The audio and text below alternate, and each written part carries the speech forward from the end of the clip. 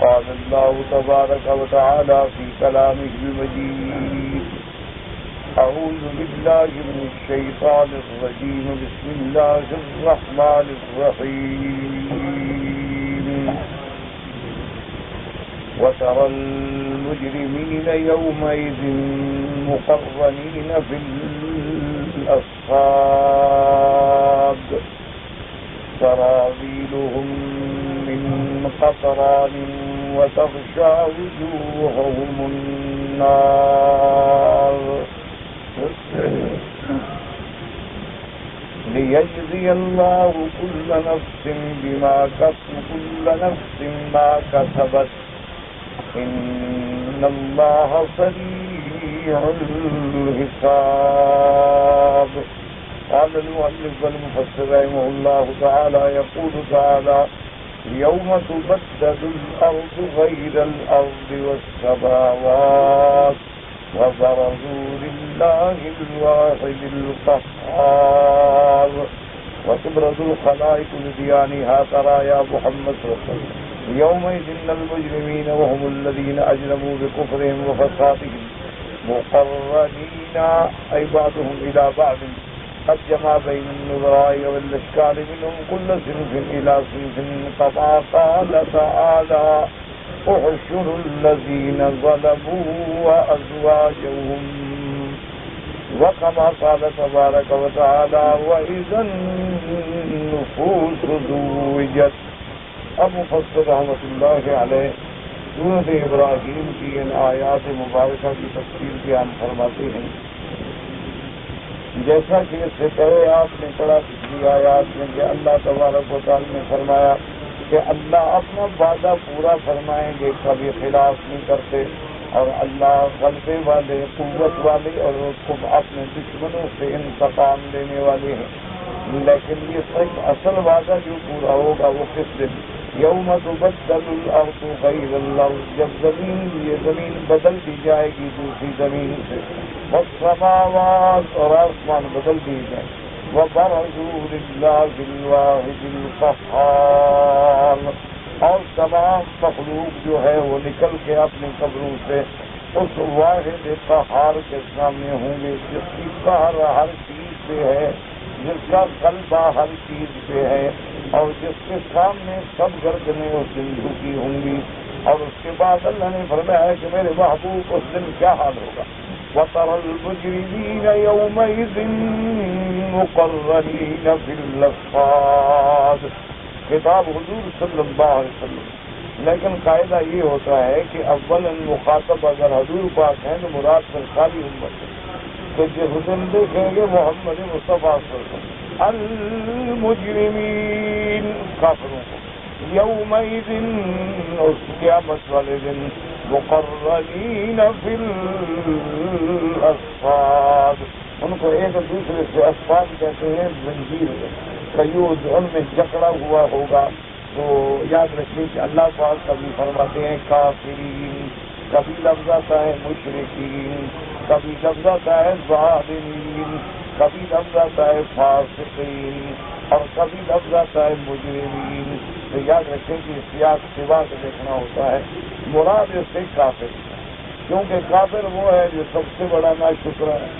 ظالم کیوں کہا گیا کہ اپنے جانوں پہ ظلم کرنے والے، کہ سب کچھ جاننے کے باوجود جو بندہ جہنم اختیار کرے تو اس سے بڑا ظلم کیا. اور پھر اس سے بڑا ظلم کیا ہے کہ اللہ نے ان کو اپنی عبادت کے لیے پیدا کیا.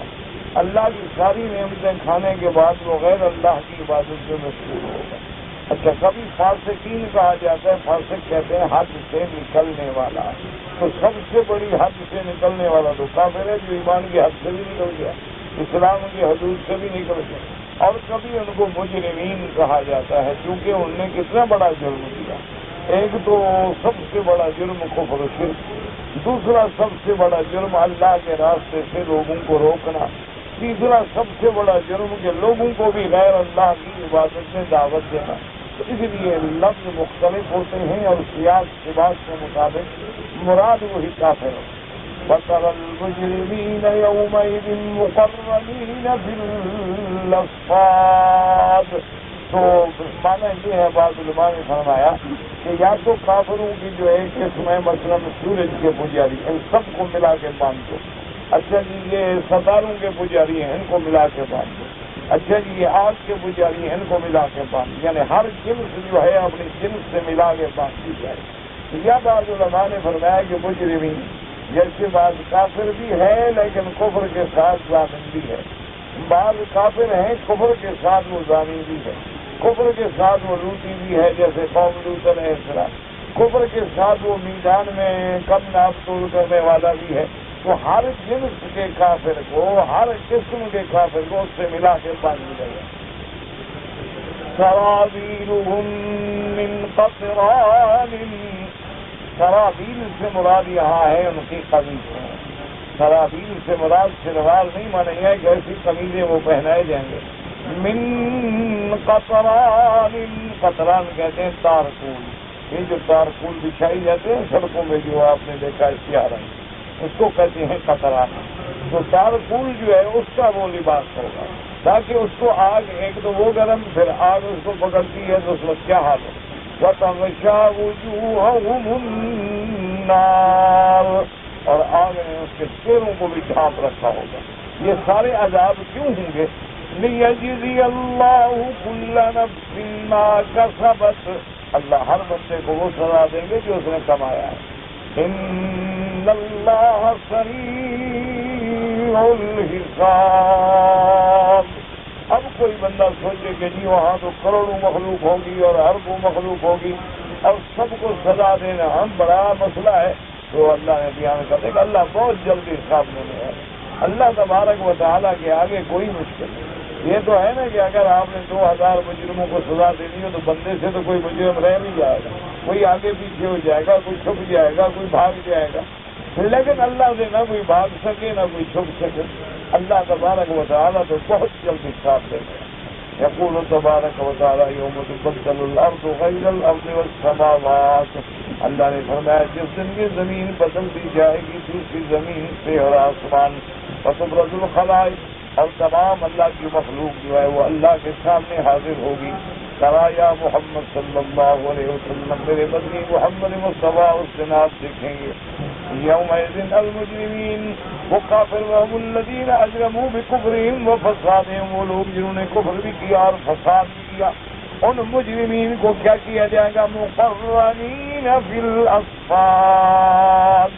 مقرنین مانا جکڑے ہوئے زنجیروں میں، یعنی بعضهم الى بعض كجمع بين النظراء والنسقال منهم كل صنف الى صنف، کہ اللہ تبارک و تعالیٰ ان کے سب ہم شکل، ہم نو، ہم جنس، یعنی جو جس جنس کا آدمی تھا اسی جنس کو ملا کے اللہ باندھ، کہ ہر مجرم جو ہے اپنے اپنے جرم والے الگ باندھ دیے جائیں اور ایک دوسرے سے ان کو زنجیروں سے باندھ دیا جائے گا.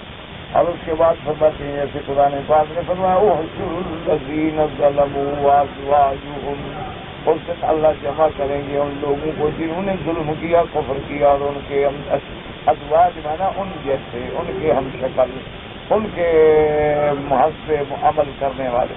وَإِذَا النُّفُوسُ زُوِّجَتْ، اور جس دن انسانوں کو جوڑ کے باندھ دیا جائے گا.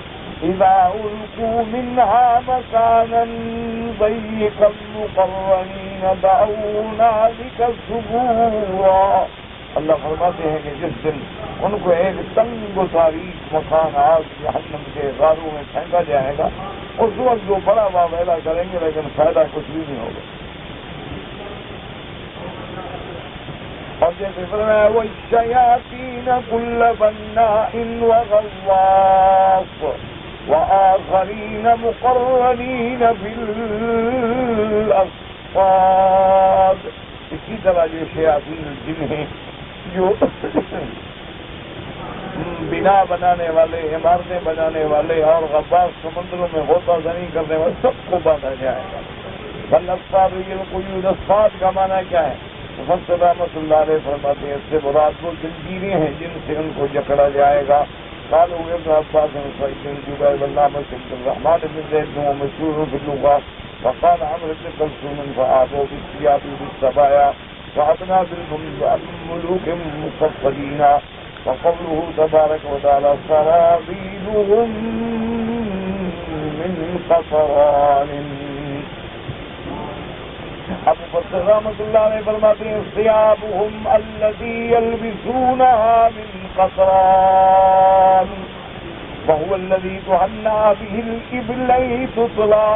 کہ قیامت والے دن ان کے کپڑے جو ہیں وہ بھی گندھک سے ہوں گے. بعض نے کہا تارکون اور بعض کہتے ہیں گندھک. گندھک ایک بڑی زہریلی دوائی ہوتی ہے. جب اونٹوں کو خارش وارش ہو جائے نا تو گندھک کو ملا کے تیل میں پھر اس کو مارتے ہیں تو وہ خود آگ لگانے والی چیز ہے. گندھک جو ہے وہ خود بھی تو جب ڈالے بھی آگ میں جائیں اور لباس بھی آگ کا ہو تو پھر کیا حال ہو. انا للہ و انا الیہ راجعون. اور اس کے بعد مفسر رحمۃ اللہ علیہ فرماتے ہیں سرابیلہم من ثیابہم. ان کے کپڑے جو ان کو پہنائے جائیں گے وہ گندھک سے. وہو الذی تہنأ بہ الإبل تطلع. اور وہ قطران اس کو کہتے ہیں جس سے مالش کی جاتی ہے اونٹوں کو. قال قتادہ وہ الف شیء من نار. وہ کہتے ہیں کہ وہ ایسی چیز ہے کہ آگ کو پکڑنے والی ہے. ويقال فيه قطران وقطران قطران قطران. یہ سب اس کی کراتے ہیں. كأن قطرانا إذا تلاها ترمي به الريح إذا وجراها. وكان ابن عباس يقول القطران هو النواس الذهب. اور حضرت ابن عباس رضی اللہ تعالیٰ عنہ کا ایک قول مبارک ہے. وہ فرماتی ہیں کہ تانبا پگھلا ہوا. وہ کہتے ہیں قطران کہتے ہیں پگھلا ہوا تانبا. تو پگھلے ہوئے تانبے کا اللہ تبارک و تعالیٰ رحمت کرے لباس ہو اور پھر آگے آگ کی گرمی ہو تو پھر اس کا کیا حشر ہوگا. تو اس طرح یعنی اللہ تبارک و تعالیٰ ہر مسلمان ہر کلمے پڑھنے والے کو جہنم کے عذاب سے بچائے. اسی لیے جب تاریخ میں آتا ہے نا جی کہ ایوبی کا مقابلہ ہوا تھا جلد سے تو اس وقت تقریباً کافروں کی 6 لاکھ فوج اور ان کے پاس 1-2 لاکھ سے زیادہ جو تھے وہ نائٹ تھے. اور وہ نائٹ جو کہلاتے تھے نا وہ سر سے لے کر پاؤں تک ان کا لباس جو تھا وہ تانبے کا اور پیتل کا بنا ہوا. یعنی وہ زرہ پوش اور اوپر خود اور نیچے تلواروں کے اوپر ٹانگوں کے اوپر بھی تھا کہ نہ تو ان کو تیر لگے نہ نیزہ لگے نہ تلوار لگے. اب صرف آنکھوں کی جگہ ظاہر ہے تو صاف ظاہر ہے ہر آدمی تو آنکھ میں نہیں مار سکتا. تو اس طرح کا لشکر تھا اور سامنے ایوبی تھا. اللہ اس کی قبر سے رحمت کرے. اور آپ حیران ہوں گے کہ اس کے پاس کتنا لشکر تھا 30,000. 6.5 لاکھ کا مقابلہ اور جنگ لڑائے 20,000. لیکن اس وقت تو ہم مسلمان تھے اب تو نام کے رہ گئے نا.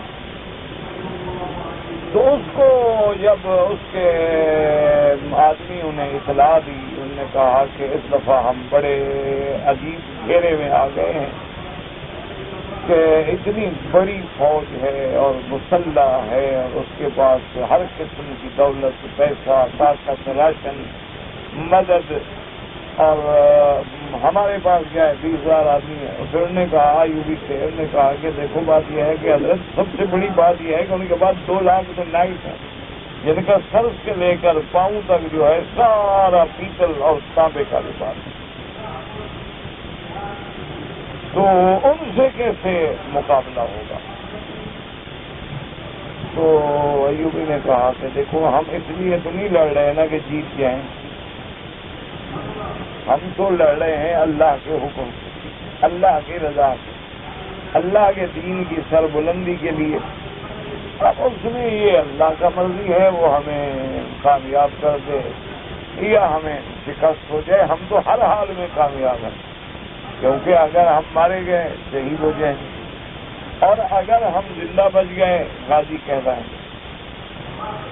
تو بہرحال اس کے بعد اس نے اپنے تمام جوانوں کو حکم دیا کہ رات جو ہے میدان میں جمع ہوں اور میں ان سے خطاب کروں. تو انہوں نے آگے جب تقریر کی تو اس نے کہا کہ دیکھو فتح شکست اللہ کے ہاتھ لیکن اسباب کی حد تک میں اپنے جوانوں کو یقین دلاتا ہوں کہ ہم ان سے جنگ جیت گئے. اچھا اب کچھ مورخین لکھتے ہیں کہ ایسے معلوم ہوتا تھا کہ اس کا دماغ خراب ہو گیا تو پھر کیسے جیت جاؤ گے بھائی. حتیٰ کہ اس کے اپنے بعض لوگ جو تھے وہ بھی سوچنے لگ گئے کہ ایسے کہہ رہا ہے کہ دیکھو بچوں کا کھیل ہو. انہوں نے کہا کہ نہیں، یہ تو آپ فکر نہ کریں، جنگ جو ہے وہ تو ہم جیتیں گے. میرے فتح کرنے میں تو مجھے کوئی شک نہیں.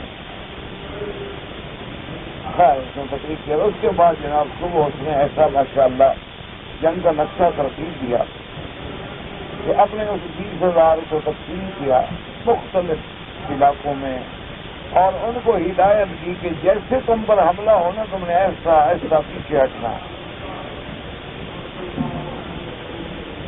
اور ہر گروہ جہاں جہاں سے حملہ ہوگا لوگوں ان کو یہ بتانا لگے نا کہ 20,000 جب ہم ہر طرف کھڑے ہوں گے تو سمجھیں گے کیا پتا ان کے بعد بڑی فوج ہوگی. تو وہ جناب ایسا اس اللہ کے بندے نے اللہ کی ہدایت کے مطابق عمل کیا کہ اب یہ تو جناب بڑھتے گئے. 6 لاکھ ہاتھی چونٹی کے ساتھ کو لڑائی ہوتی ہے. وہ تو ہاتھیوں کی ذرا چڑھتے آئے نا جی، چڑھتے آئے اور وایو بھی ہٹتا گیا اور ہٹتا گیا اور ہٹتا گیا، اور ایسے ان کو صحرا میں لے آیا جہاں 100 میل مربع تک پانی نہیں تھا. اور اپنے جوانوں کو ہدایت کی کہ گھونٹ گھونٹ پانی پینا ہے اور کھانا پینا زیادہ نہیں ہے، زیادہ کھاؤ گے پیاس لگے. وہ جناب اور ٹھیک 11 بجے لڑائی شروع کی. وہ تو جو پیتل پہنے ہوئے تھے وہ جہنم بن گیا نا، جو شام تک ان کا 2 لاکھ آدمی مر گیا. لڑنا نہیں پڑا. وہ 2 لاکھ آدمی کے اوپر جو سارا پیتل کا وہ خود اور زرا اور بکر بند اور پتہ نہیں کیا کیا بلائیں تھیں، اور اسی طرح گھوڑوں پہ جناب پیتل کے پترے چڑھے ہوئے زینوں پہ اور ہر بلا پہ، اور تاکہ بھی کچھ بھی نہ لگے. وہ ان کے لیے وہ اپنا وہی وردی جو تھی نہیں ہوتا تھی، اور یہ مزے سے جو تو بغیر کسی اس کے دوسرا اپنے وہی اپنی کپڑوں میں بھرا. تو یہ اللہ تعالیٰ کی، تو جب خدا معاف کرے وہ نحاس مذاب بھی جہنم کا ہو اور وہ پہنایا جائے تو کیا عذاب ہوگا. اللہم اجرنا من النار، اللہم اجرنا من النار. اب شری مفسر رحمۃ اللہ علیہ فرماتے ہیں کہ حضرت ابن عباس رضی اللہ تعالیٰ عنہ کا ایک قول مبارک یہ بھی ہے، ربما قرار سرابیلہم من قطران من نحاس نہار قد انتہا حرہ. ان کا لباس جو ہے وہ پیتل تانبے سے ہوگا اور وہ بھی گرم کیا ہوا جس کی انتہا ہوگی. وقطع روان مجاہد رکن سید جبیر بن حسن وقتادہ وقوله تبارک وتعالی وتغشى وجوههم النار كقوله تبارك وتعالى تلفح وجوه النار هم فيها خالدون. وقال الإمام أحمد رحمه الله تعالى حدثنا يحيى بن ساكن قال أنبأنا عباد بن يزيد يحيى بن كثير زيد بن أبي سلام بن أبي مالك الأشعري رضي الله تعالى عنه قال قال رسول الله صلى الله عليه وسلم 4 في أمتي من أمر الجاهلية لا يتركونهن: الفخر بالأحساب، والطعن في الأنساب، والاستسقاء بالنجوم، والنياحة على الميت، والنائحة إذا لم تتب قبل موتها تقام يوم القيامة وعليها سربال من قطران ودرع من جرب. انفرد بإخراجه مسلم رحمه الله تعالى.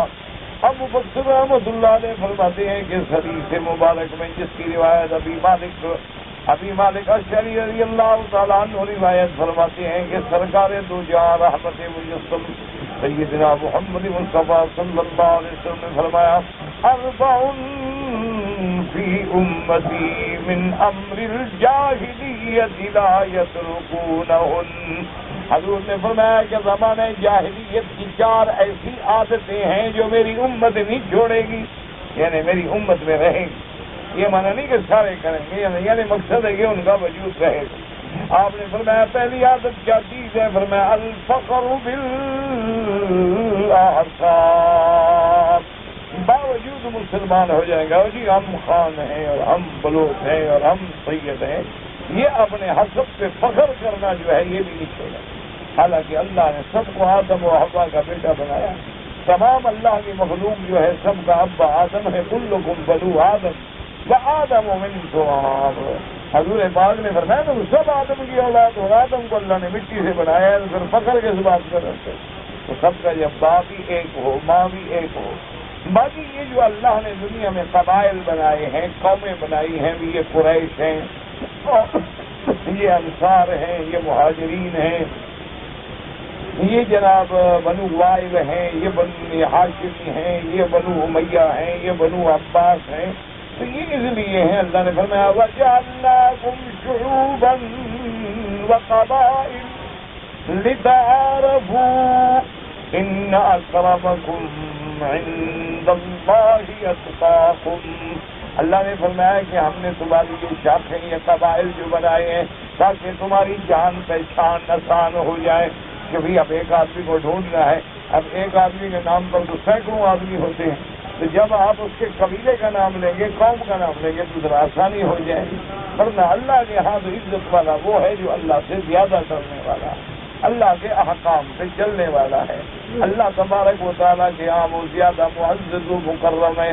اسی لیے حضرت علی رضی اللہ تعالیٰ عنہ فرمایا کرتے تھے آپ فرماتے تھے عجبا لابن آدم.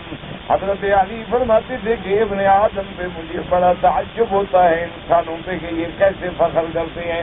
آپ نے فرمایا یہ غور نہیں کرتے کہ اللہ نے ان کو کتنے گندے پانی سے پیدا کیا ہے اور یہ غور نہیں کرتے کہ اللہ نے ان کو کتنی گندی جگہ پہ 9 مہینے کے لیے رکھا ہے اور پھر یہ غور نہیں کرتے کہ اس کو اللہ نے کتنے گندے پیشاب والے رستے سے باہر نکالا ہے اور اس کے بعد یہ غور نہیں کرتے کہ اس کے اپنے پیٹ کے اندر گندگی بھری ہوئی ہے اور یہ غور نہیں کرتے کہ 24 گھنٹے میں ایک دفعہ اپنے ہاتھوں سے اپنا پیشاب اور اپنے پخانے کو دھوتا ہے.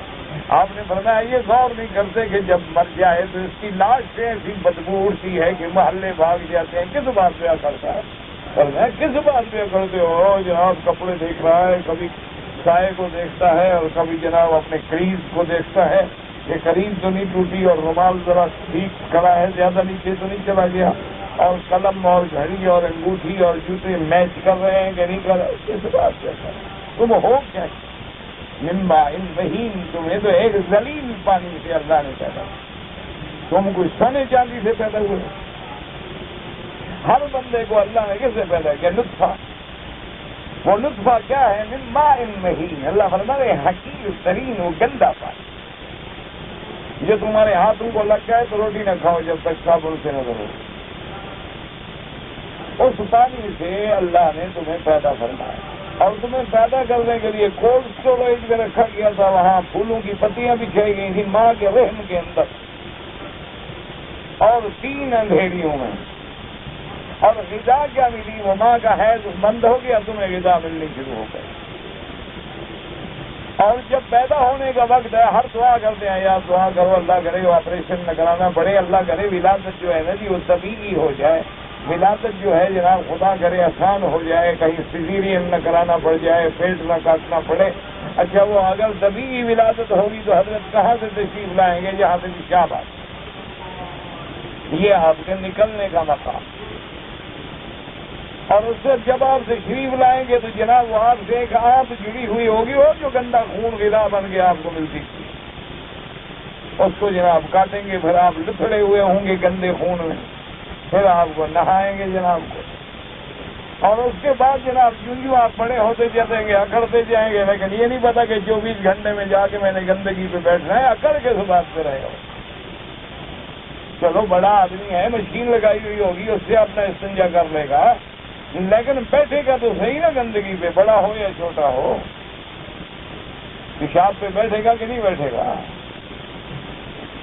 بڑے لوگ تو بہرحال شاستری جیسے تو پیشاب پی بھی لیتے ہیں اینٹی بایوٹک کا کام کرتے کہتے ہیں دوائی نہ خریدنی پڑے. ہندو ہے نا بنیا سیاح ہوتا ہے وہ کہتا ہے جب اپنا اینٹی بایوٹک گھر میں موجود ہے تو باہر سے خریدنے کی کیا ضرورت؟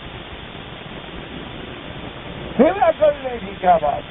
اسی لیے حضرت علی فرماتے تھے کہتے تھے مجھے تو ابن آدم پہ دیکھ کے بڑا تعجب آتا ہے کہ یہ کس بات پہ اکڑتا ہے کس بات پہ گردن اکڑاتا ہے کس بات پہ فرعون بن کے سب مٹا دیں گے. کیا مٹا دو گے تم جیسے کئی آئے کئی مٹ گئے کئی مٹانے والے مٹ گئے. کئی فنا کرنے والے فنا ہو گئے. یہ تو اللہ کا ایک نظام ہے, چلے گا. تم اللہ کے آگے جھکو گے تو اللہ اونچا کرے. دیکھو نا کہ تمہیں سجدے میں ڈالنے کی کیا ضرورت تھی بلا. اللہ جنازہ ہم کھڑے کھڑے نہیں پڑھ رہے تھے, تو باقی نمازیں بھی اللہ فرماتے تھے کھڑے کھڑے پڑھ کے چلے جاؤ.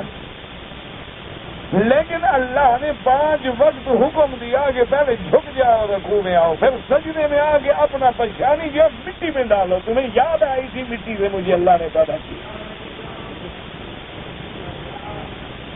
یہی مٹی میری ماں ہے, اور میں نے پھر اسی مٹی میں آ کے دفن ہونا ہے,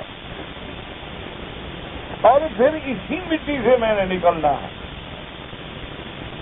اسی لیے حضور نے فرمایا کہ ابن آدم کہتا ہے مالی مالی مالی, میرا مال میرا مال. فرمایا کیا تیرا مال؟ جو کھا گئے وہ پیشاب پخانا بن گیا, جو تو نے پہن لیا وہ سیدھا ہو گیا, اور جو تو نے رکھ دیا وہ بعد میں اولاد ورثے کھا جائیں گے. صرف تیرا مال تو وہ ہے جو تو نے اللہ کے راستے میں خرچ کر کے آخرت کے بینک میں جمع کرتا.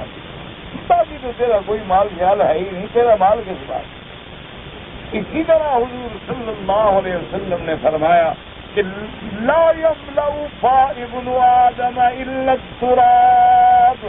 ابن آدم اتنا حریص ہے, اتنا بھوکا ہے کہ 100 ریال بھی نہ ہونا چاہتا ہے. یار کبھی اللہ ہمیں بھی 1000 ریال دے گا, اور جب 1000 مل جائے گا تو یار 1000 سے کیا بنتا ہے یار, 10,000 ہو جائے.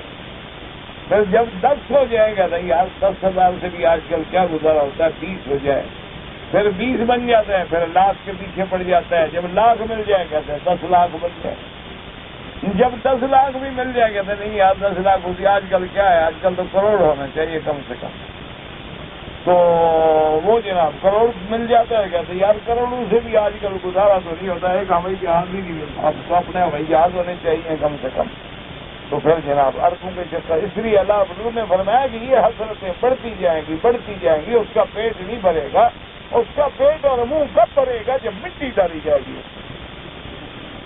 کہ جب مر کے قبر میں آئے گا اور لوگ مٹی ڈال دیں گے, اب بھر گیا, ہاں بس اب پورا ہو گیا, اب کچھ نہیں چاہیے. اب اگلا فکر آئے گا. اگلا فکر اب کیا فائدہ دے, فائدہ تو دینا تھا دنیا کے اندر. اسی لیے اللہ تبارک و تعالیٰ کے بندے جو ہے نا, یاد رکھو, وہ اس دنیا سے دل نہیں لگاتے.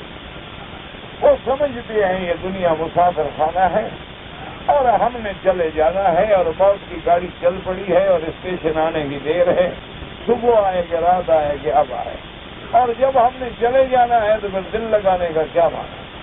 اس لیے وہ دنیا میں گزارا کرتے ہیں کہ ٹھیک ہے دنیا ہے, رہنا بھی ہے, آخر گھر بھی ہے, بیوی بچے بھی ہیں, کھانا پینا بھی, لیکن اس دنیا کو اپنا مداوا نہیں بناتے, اس دنیا کو اپنا ٹھکانہ نہیں بناتے. سمجھتے ہیں کہ ہم مسافر ہیں اور مسافر خانے کی زندگی ہے, اور اس کے بعد ہم نے چلا جانا ہے, اور جو کچھ ہم نے کمایا ہے یہ بھی یہی پڑا رہے گا. پھر حرام جمع کرنے کا کیا فائدہ کہ کھائیں اولاد اور جناب قبر میں لطف جیتے ہم کھائیں.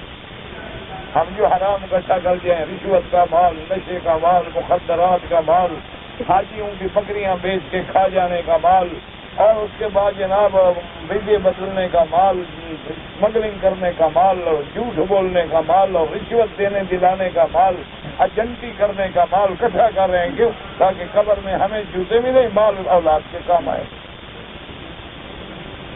انا للہ و انا الیہ راجعون. بس دعا کرو کہ اللہ پاک ہمیں ہدایت عطا فرما دے, عالم اسلام پہ اللہ رحمتیں فرما دے. اللہ تبارک و تعالی عالم اسلام کی رحمت و عزت کا فیصلہ کر دیں, ورنہ ہم ہر لحاظ سے اسلام کا نام لیتے ہیں لیکن اسلام پہ ایک بدنما داغ. پہلی دنیا میں آتے تھے نا جی, عرب تاجر تھے, عرب بزنس مین تھے, عرب جاتے تھے مختلف ملکوں میں تجارت کرنے کے لیے, جہاں جہاں گزرتے گئے اسلام پھیلتا گیا. بس وہ گزرتے گئے, لوگوں نے ان کا معاملہ دیکھا, شکل دیکھی, صورت دیکھی, عبادت دیکھی, اٹھنا دیکھا, بیٹھنا دیکھا, بات کر, لوگ مسلمان ہوتے تھے. ہم جہاں سے گزرتے ہیں مسلمان ہی کافر ہو جاتے ہیں. وہ کہتے ہیں اچھا یہ مسلمان, سبحان اللہ, نماز بھی پڑھتا ہے, کلمہ بھی پڑھتا ہے, جھوٹ ہی اسی زبان سے بولتا ہے. حجر اسود پہ بوسہ بھی دیتا ہے اور لوگوں کی عورتوں کو بھی بوسے دیتا ہے. یہ مسلمان ہے. لا الہ الا اللہ محمد رسول اللہ اور ایک کش سگریٹ کا بھی لگاتا ہے. حضور محمد مصطفیٰ صلی اللہ علیہ وسلم اور ساتھ دوسرے ہاتھ میں سگار ہے. کیسا مسلمان؟ چھوڑیں. اور قانونی مسلمان والی بات ہے کہ پٹواری نے لکھا ہے کھاتا مسلم اور کھاتا غیر مسلم. اس میں رام داس کا نام لکھا ہے, ادھر محمد مکی کا نام لکھا ہے. بس ہم مسلمان ہیں, وہ غیر مسلم. باقی عمل کے لحاظ سے انا للہ ہے و انا الیہ راجعون.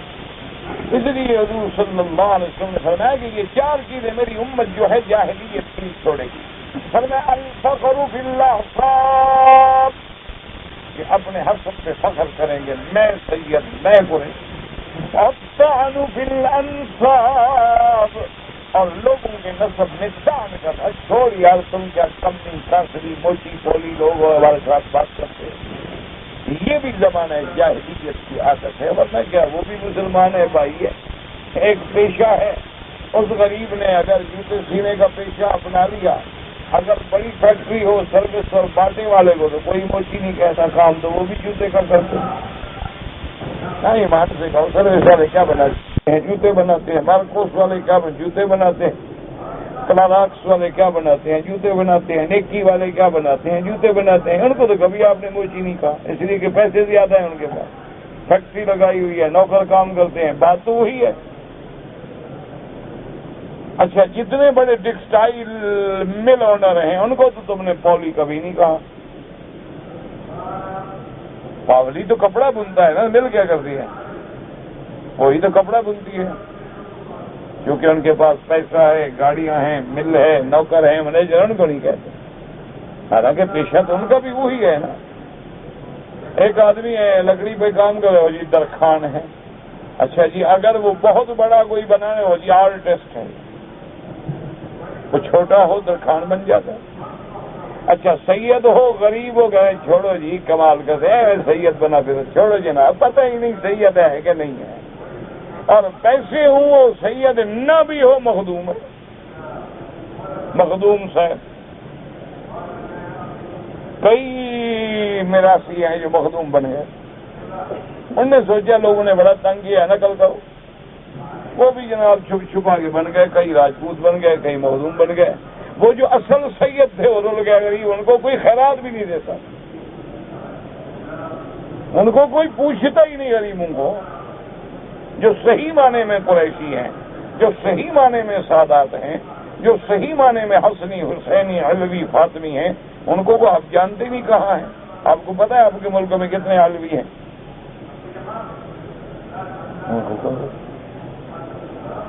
کتنے فاطمی ہیں؟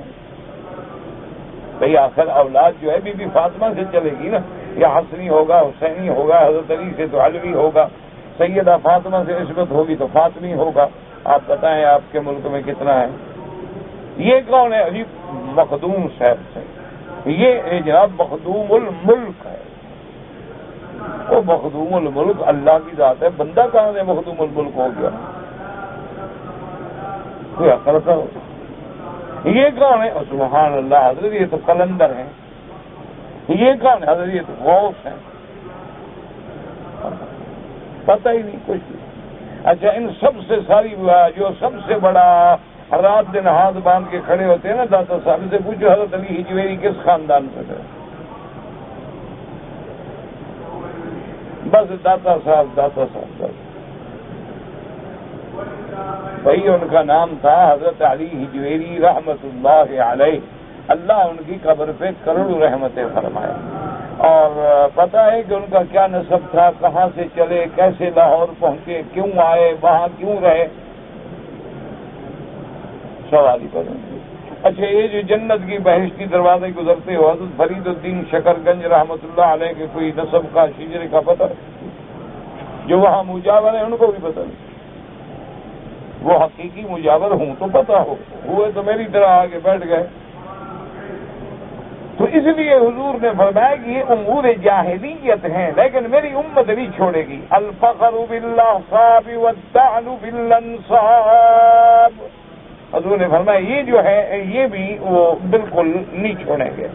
اور تیسری والاستسقاء بالنجوم، حضور نے فرمایا یہ بھی نہیں چھوڑیں گے۔ ہاں جی آج فلاں ستارہ جو ہے نا فلاں برج میں ہے، اب بارشیں ہوں گی جی، اور جی مونسون کا ہوائیں چل رہی ہیں، اور جناب یہ ساون کا مہینہ ہے کیسے نہیں برسے گا؟ یہ بھی وہی زمانہ ہے، جاہلیت ہے۔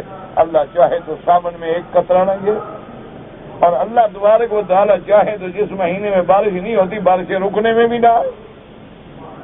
تو یہ اب دیکھیں نا یہ مثال کے طور پر مسلمان ملک کو بارش کو ترستے ہیں، اور وہ جو کافر سارا دن شراب پی کے ناچتے ہیں ان کے ملک میں رات دن بارش، یعنی گھر سے نکلو نا جی تو یعنی آپ حیران ہوں گے، آپ گھر سے نکلیں گے جی بالکل سورج نکلا ہوا ہے، دھوپ چمک رہی ہے اور بالکل گرمی محسوس ہی ہے۔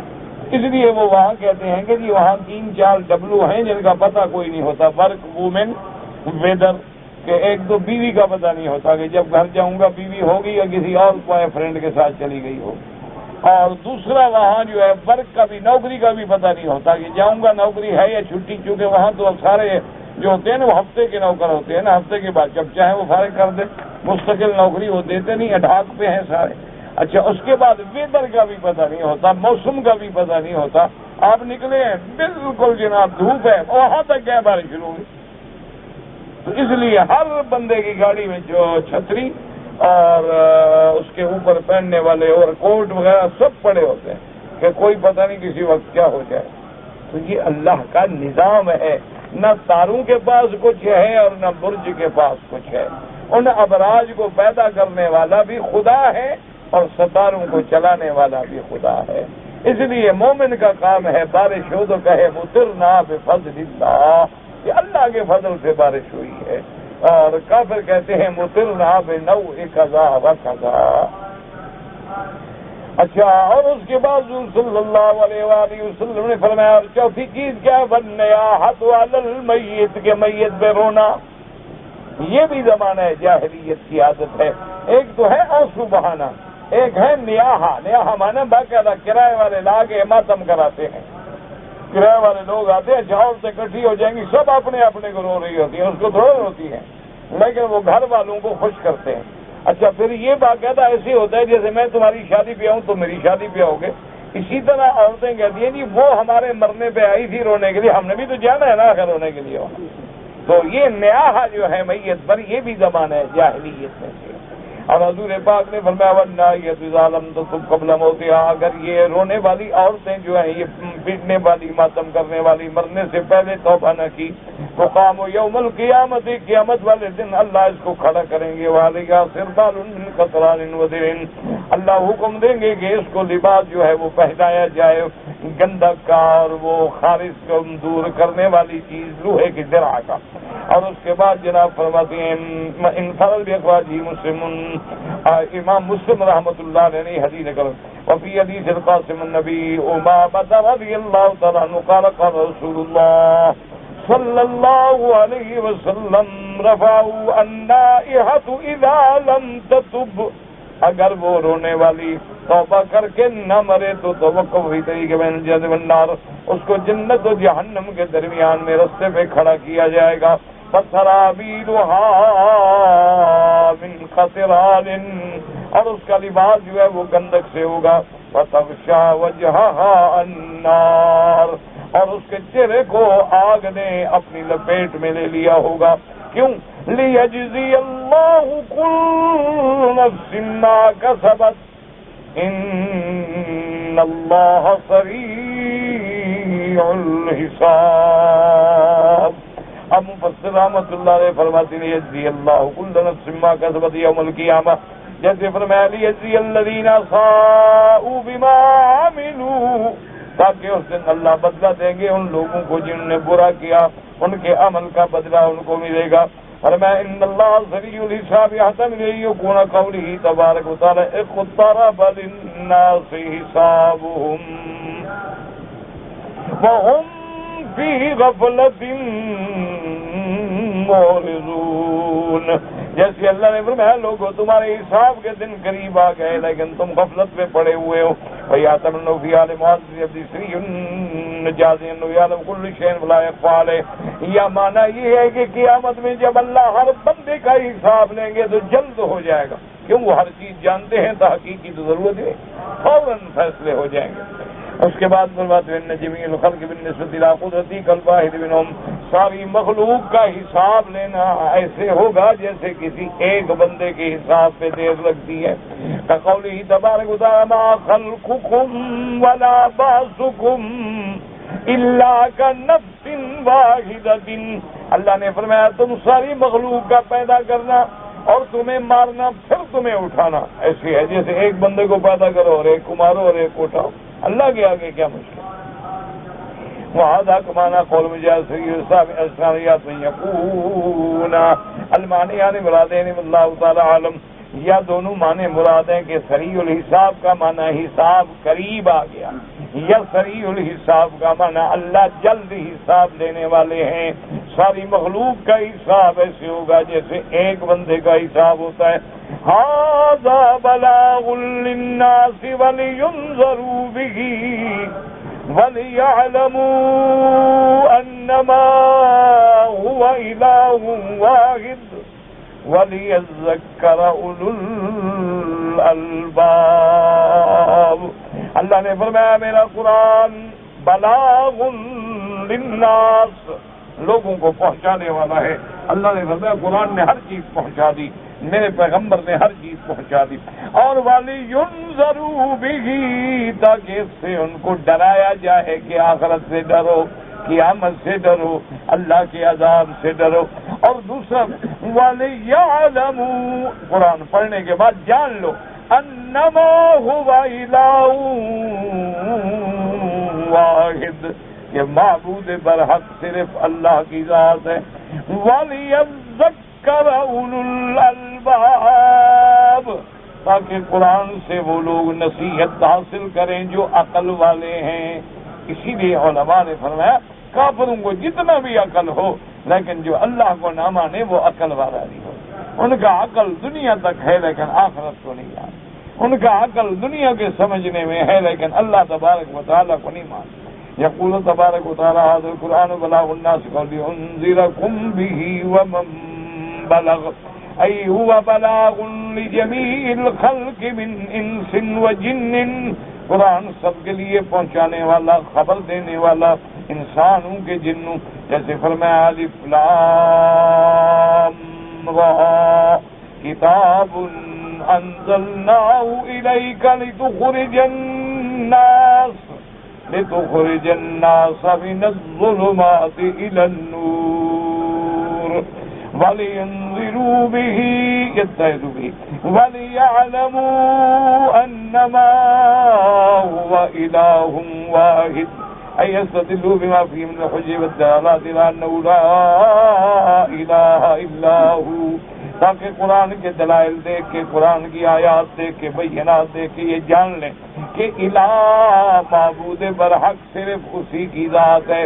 وَلِيَذَّكَّرَ أُولُو الْأَلْبَابِ تاکہ قرآن سے نصیحت پکڑیں وہ لوگ جو لوگ عقل والے ہیں. الحمدللہ آخر تفسیر سورۃ ابراہیم علیہ السلام الحمدللہ رب العالمین. سورۃ ابراہیم کی یہ آخری آیات ہیں اور انشاءاللہ اللہ کو منظور ہے تو اس کے بعد سورۃ الحجر پڑھیں گے. اللہ نصیب فرمائے. واللہ تعالی اعلم وعلمہ اتم.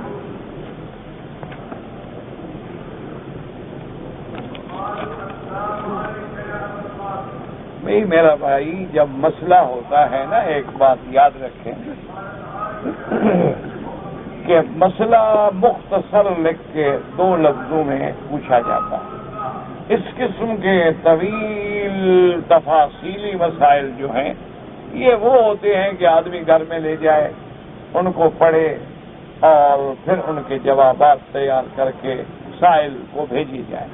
ورنہ جو درس کے بعد سوالات ہوتے ہیں ان کا مقصد یہ ہوتا ہے کہ چلو کوئی ضروری بات پوچھنی ہے رہ گئی، کوئی آدمی عمرے پہ آیا کوئی غلطی ہو گئی، کوئی آدمی عمرے پہ آیا، کوئی غلطی نہ ہو جائے، کوئی مسئلہ پوچھ لیا کہ بھی میں غلطی نہ کروں، کسی آدمی نے کوئی نماز میں غلطی کی، مسئلہ پوچھ لیا، کسی آدمی کو آج یا کل کے سبق میں کوئی بات سمجھ نہ آئی تو اسے مسئلہ پوچھ لیا، ورنہ یہ جو اب اتنا لمبا اب لوگ چپ کر کے بیٹھے رہے اور میں اس کو پڑھتا رہوں۔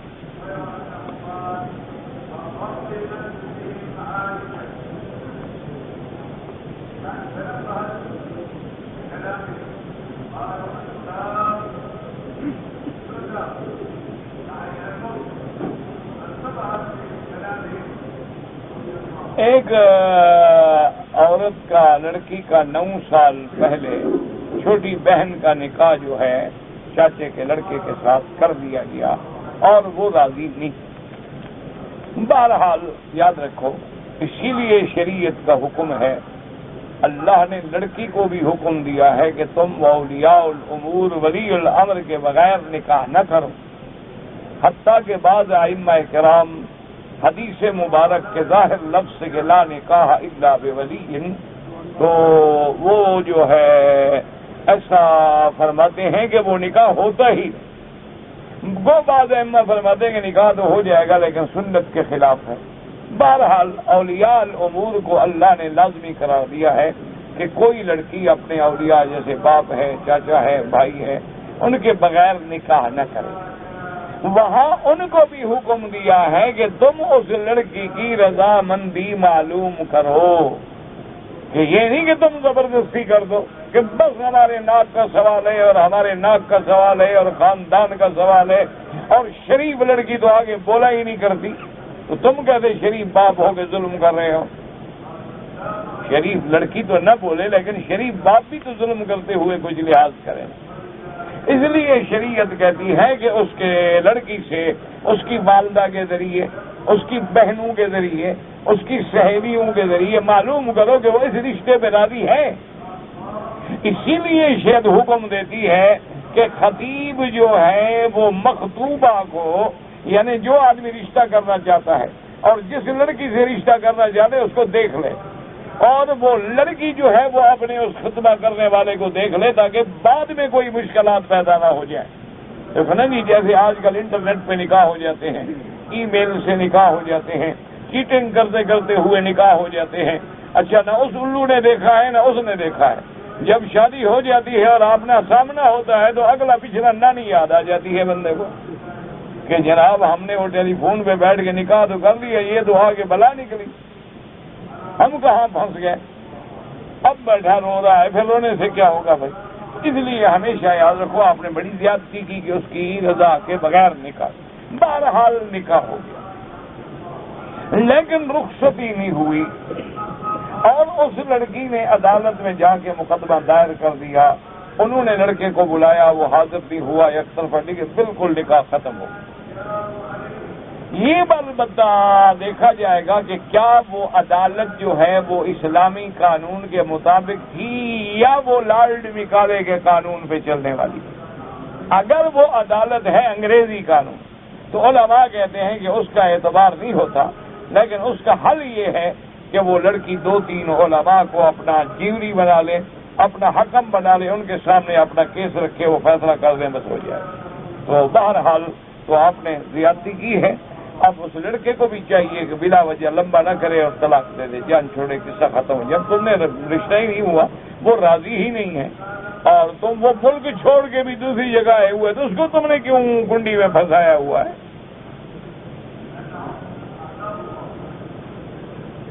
کہتے ہیں جی کہ اگر رمضان المبارک میں ایک آدمی حنفی ہے اور وہ وتر پڑھنا چاہتا ہے، اور وہ اگر حنبلی امام کے پیچھے پڑے، ہو جائیں گے۔ نیت کیسے کرے؟ وہی نیت جیسے اپنے وتر کی ہے۔ فرق تو اتنا ہے نا کہ امام ابو حنیفہ رحمۃ اللہ علیہ 3 رکعتوں کو ملا کے سلام کرتے ہیں، اور امام احمد ابن حنبل رحمۃ اللہ علیہ 2 رکعتیں شفع کی پڑھ کے سلام پھیر کے پھر 1 رکعت ملاتے ہیں۔ بات تو وہی ہے تو وہی 3 رکعتیں۔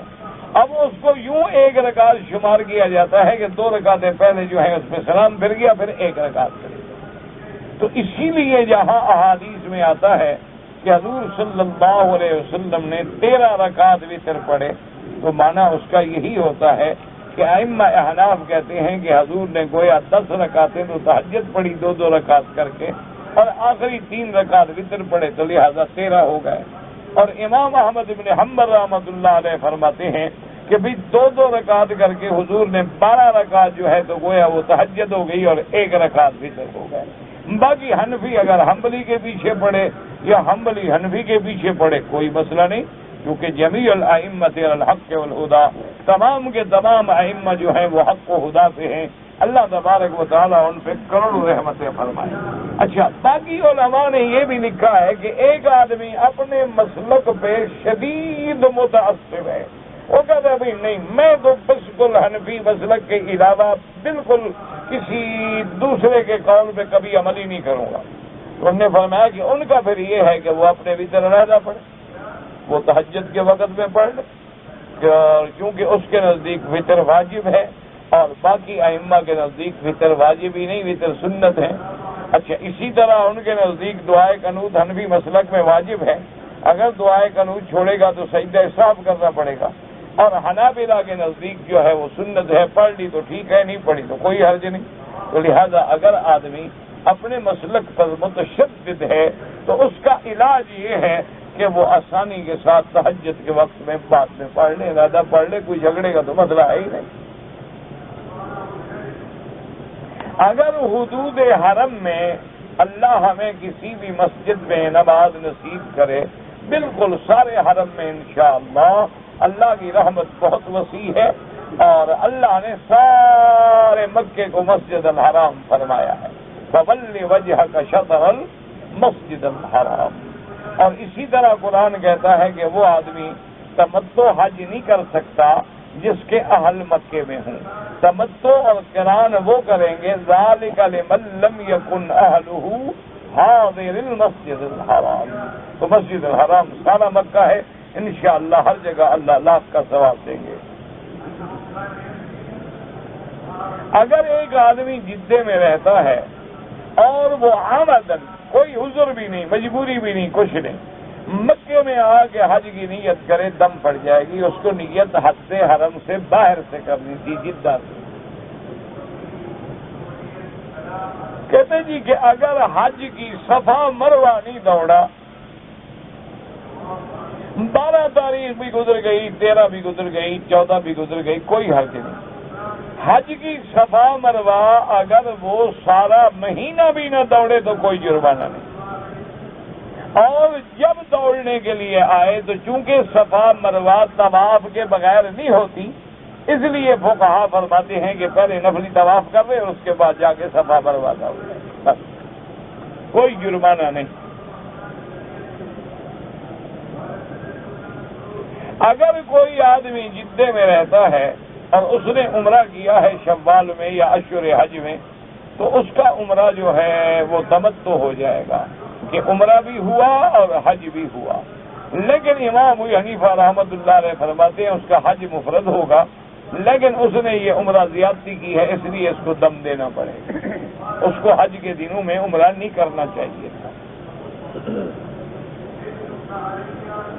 اگر دم کا بکرا جرمانے کا ہو تو خود نہ کھائے اور امیروں کو یا ساتھیوں کو بھی نہ دے، حدود حرم یعنی مکے میں ذبح کرے اور مکے کے فقیروں کو تقسیم کرے۔ اگر کوئی بیٹی کو بدل کر شادی کرنا جائے، مجھے نہیں پتا بیٹی کو کیسے بدل کر، بھائی میں نہیں سمجھا آپ نے کیا لکھا، بیٹی بدل کر کیا مطلب؟ مجھے کوئی سمجھ نہیں آیا آپ کا مسئلہ پوچھنے کا کیا مقصد ہے، کیونکہ اصل میں بعض بنگالی بھائی ہیں وہ اردو بھی ایسی لکھتے ہیں جو بنگلہ زبان میں ہو، تو اب وہ آدمی کیسے سمجھ سکے؟ وہ ایک محاورہ ہے نا عرب کا کہ یار من ترکی و من ترکی نمی دانم، تو ہمیں جب وہ زبان ہی نہ آئے، وہ مسئلہ ہی نہ آئے، کیسا لڑکی بدل دیا؟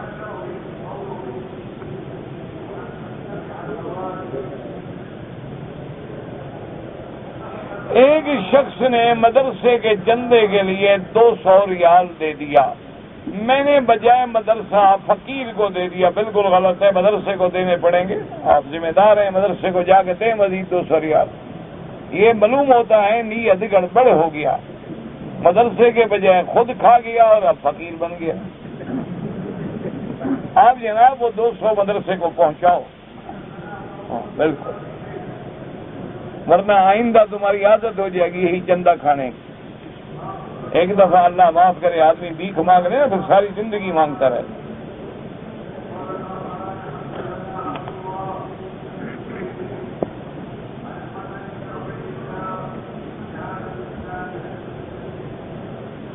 اگر کسی نے قسم کھایا کہ میں فلاں نیک کام کروں گا لیکن وہ نہیں کیا تو قسم توڑ دیا، سیدھی بات ہے، قسم کا کفارہ ادا کرے، 10 مسکینوں کو کھانا کھلائے 2 وقت۔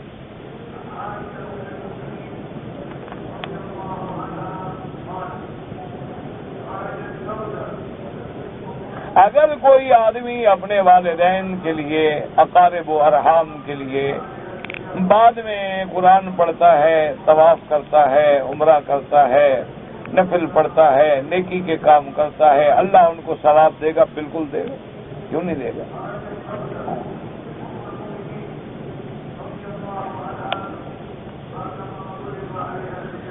اگر میں نے حج کیا، طواف زیارت کے بعد کوئی طواف نہیں کیا، دمام چلا گیا، طواف وداع عین کے ساتھ ہوتا ہے، الف کے ساتھ نہیں، وداع، طواف وداع نہیں کیا تو ایک بکری بطور دم جرمانہ لازم ہو گیا، کیونکہ طواف وداع آپ کے ذمہ واجب تھا اور آپ نے طواف الوداع نہیں کیا ہے، تو آپ طواف کر لیتے تو بچ جاتے، ورنہ اب ایک بکری دم ادا کریں۔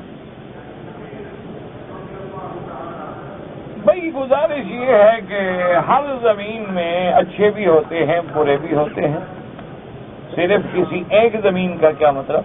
اب دیکھیں نا، مدینہ منورہ جیسی شان والا شہر ہے کوئی دنیا میں؟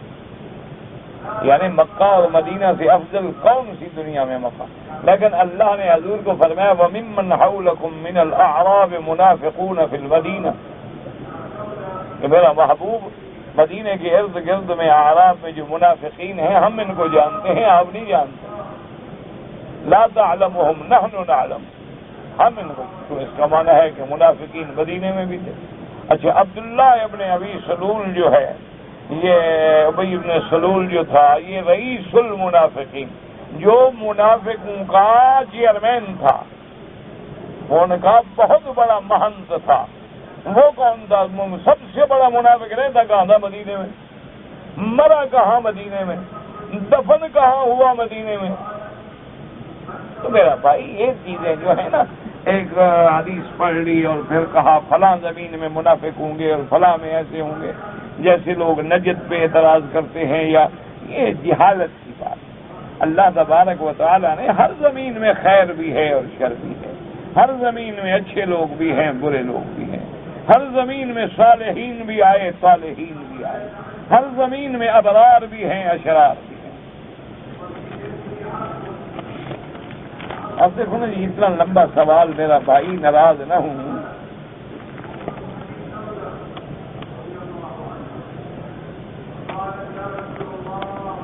ہم دونوں میاں بیوی 9 ذی الحجہ کو عرفات چلے گئے، ٹھیک ہے، ظہر اثر عرفات میں پڑا، سورج غروب ہونے کے بعد عرفات سے گاڑی پہ مزدلفہ آ گئے، مغرب اور عشاء پڑھ کے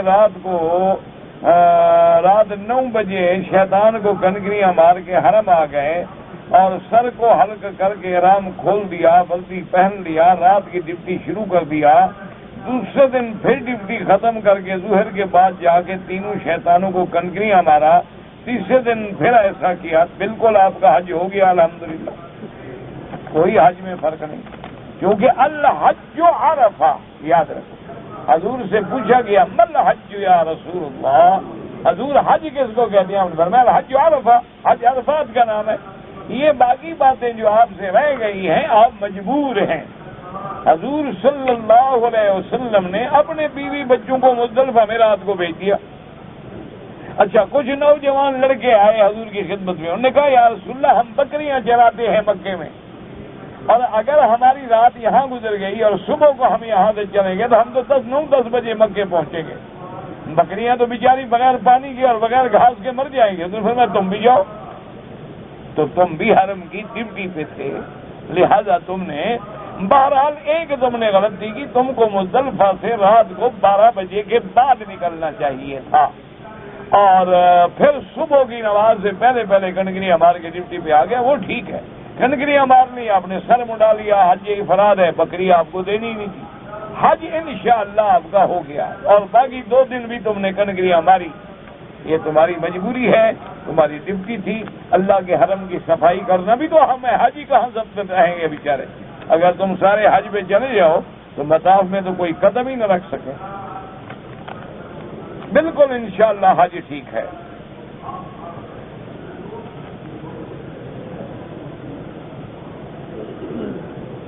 میں نے غصے میں بیوی کو طلاق دیا، غصے میں طلاق دیا، کام پکا ہو گیا. تو طلاق میرے بھائی غصے میں ہی دیتا ہے آدمی، کبھی محبت میں بھی دیتا ہے نہ. کوئی مجھے ایک مثال دو پوری دنیا میں، ایک آدمی کہے کہ آج بیگم بہت پیار آ رہا ہے، ہدیۃً طلاق قبول فرماؤ. کوئی ایک آدمی مجھے جب بھی دے گا بے وقوف غصے میں ہی دے گا نا. وہ کام پکا ہو گیا. یہ 3 چیزیں ایسی ہیں، ثلاث جدہن جد وہزلہن جد، النکاح والطلاق والعتاق. حضور نے فرمایا 3 چیزیں ایسی ہیں جن کی حقیقت بھی حقیقت ہے، مذاق بھی حقیقت ہے، نکاح، طلاق اور عتاق. بہرحال کوئی حل نہیں. ایک میں آپ کو حل بتاؤں، کوشش کریں کہ عربی میں سوال لکھ کر اچھی طرح ادب سے احترام سے دارالفتاء میں جائیں. شاید خدا کرے تیری قسمت میں کوئی رستہ نکل آئے. ورنہ حنفی مسلک میں تو بھائی بڑی سختی ہے ایسے میں. وہ کہتے ہیں حلال حرام کے مسئلے اس میں رعایت کرتے ہی بس ختم تو ختم. کہتے ہیں اس میں کوئی رعایت نہیں. ربنا تقبل منا انك انت السميع العليم وتب علينا انك انت التواب الرحيم. یا اللہ عالم اسلام پہ رحم فرما، یا اللہ عالم اسلام پہ رحم فرما، یا اللہ اسلام کی عزت و عظمت کا فیصلہ فرما، یا اللہ مسلمانوں کی جان مال آبرو عزت کی حفاظت فرما، یا اللہ بیماروں کو شفا عطا فرما، سب ظاہری باطنی روحانی جسمانی نفسانی سب بیماریاں دور فرما. یا الہ العالمین بے روزگاروں کو روزگار عطا فرما، بے اولادوں کو اولاد عطا فرما، جن کی اولاد ہے ان کو صالح بنا. یا الہ العالمین ہمیں مانگنا بھی نہیں آتا، بغیر مانگے عطا فرما. یا اللہ ہمیں مانگنے کا طریقہ بھی نصیب فرما، ہمیں مانگنے کی توفیق بھی عطا فرما، اور اپنے رحمت کے دروازوں سے مایوس نہ فرما. یا الہ العالمین یا ارحم الراحمین. یا اللہ عالم اسلام پہ ایک بہت بڑا ابتلا کا دور ہے. یا اللہ اپنی مدد سے مسلمانوں کو اس ابتلا سے کامیاب فرما. یا اللہ اس بلد الامین اور حرمین الشریفین کو